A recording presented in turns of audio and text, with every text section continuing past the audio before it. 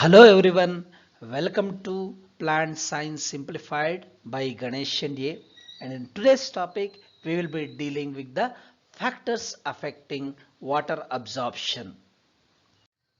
Factors affecting water absorption can be broadly classified into two categories, namely external factors and internal factors.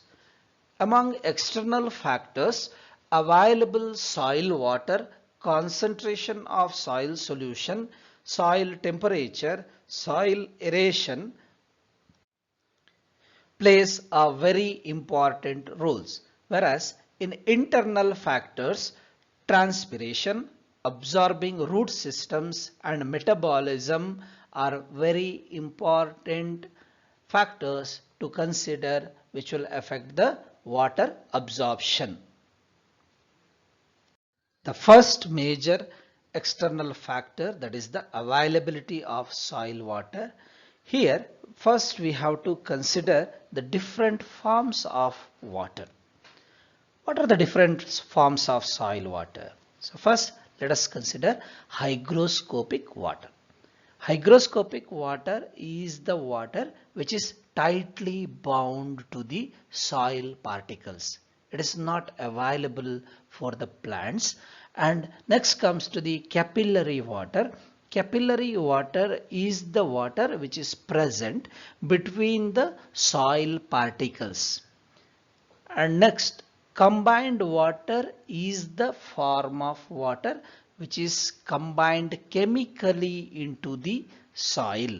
And gravitational water is the type of water which is into the process of seeping inside the depths of the soil, and which is running away from the root hair or root regions or rhizosphere regions. So among these four different types of waters, that is the only capillary water is the available form of water for the absorption of water through the root hairs. Second important factor what we are observing about the availability of soil water is quantity available for the roots to absorb. So water should be always optimally available for the plants. The less amount also causes detrimental effects. More amount of the water is also not good for the plants. So here in this example what we can see, if the availability of water increases, so what happens, it leads to the poor aeration, because soil has got its own atmosphere or air composition, and it leads to the retarded metabolic activities and thereby leads to the poor water absorption. So soil water availability will have two types of effects on the absorption of water. That is, one, type of soil water which is present or available to the root systems. Second, amount of soil water which is available. Next, when we consider concentration of soil solution, we have to consider the conditions like swampy areas or marshes or alkaline soils. So here what happens, usually in these regions the concentration of salts or concentration of high alkaline substances will be more, but it leads to the more osmotic potential than the cell sap, which will result into the reduced absorption of water. So concentration of soil solution should be optimum, that is, it should have lesser osmotic potential than the cell sap. So cell sap should have more osmotic potential or solute potential, in other terms, so that water can enter into the cells. The third very important factor which effects on the absorption of water is soil temperature, and 20 to 30 degree range of the temperature, soil temperature will have maximum absorption. Both lesser or higher will not favor the absorption of water. If it is less, reduced rate of roots growth and diffusion decreases the permeability of the cell membranes, and if it increases, temperature increases, it leads to the decrease in the rate of metabolic activities. And it is only in this particular temperature zone 20 to 30 the plants will be happy. So that's why absorption temperature has got a very significant note which we have to consider. When the sufficient quantity of air is not present in the soil because of the waterlogged conditions, the soil is called as physiologically dry soil.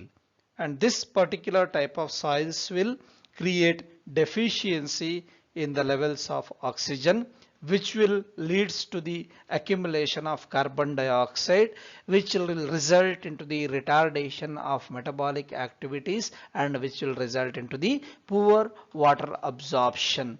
And this particular mechanism can be illustrated by the dominoes effect, just like this. So they will create a series of the negative impacts on the absorption of water. When it comes to the internal factors which will affect the absorption of water, the rate of absorption of water is directly proportional to that of transpiration. The higher rate of the transpiration increases the rate of absorption, because transpiration produces a pull transmitted to roots through hydrostatic system of the plants. Just like what we have studied, the analogy of a wick lighting lamp. So though lamp is burning on the top, but the oil or the spirit will be absorbed from the bottom. In the same way, the rate of transpiration which will directly impact the rate of absorption. So factors which will affect transpiration, definitely they will affect absorption too.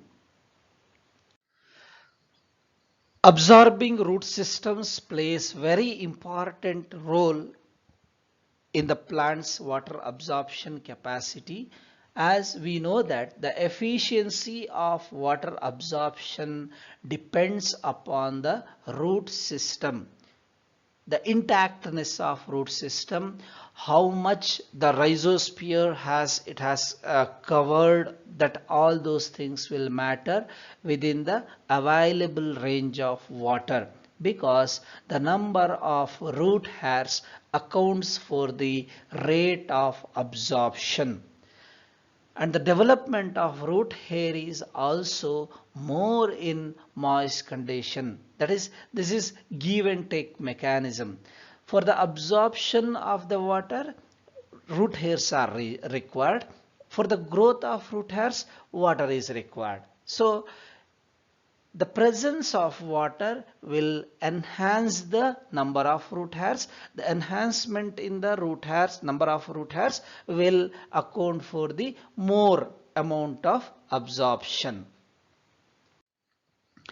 And metabolism together will have, because as we have understood in the non-osmotic absorption, the respiration plays a very important role, and whether all the substances which will retard the respiration will have negative impact on the absorption of water. So the metabolism and absorption are closely related, just like this particular squares, and poor aeration and application of anesthetics and cyanides will result into the reduced rate of reactions, and factors inhibiting the rate of respiration also reduce the absorption.